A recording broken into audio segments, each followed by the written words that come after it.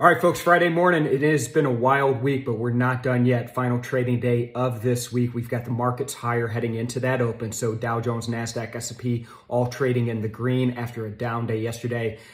Bit of light activity yesterday with it being Veterans Day, bank holiday, bond markets were closed and the like. And that 10-year treasury since that inflation report on Wednesday has really been a focus. So coming back in this morning, again, seeing those markets perk up a little bit. We've got some more earnings on tap today. Very light day as far as economic data is concerned. Not much out there.